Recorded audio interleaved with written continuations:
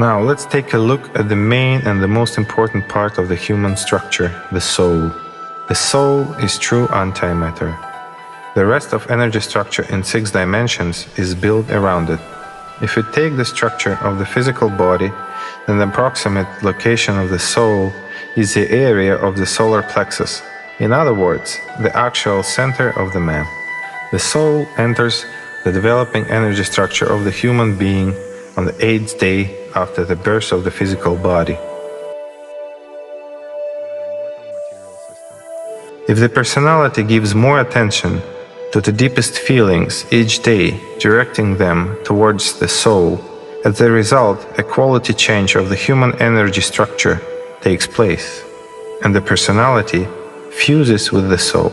An entirely new being is formed, a being of the spiritual world.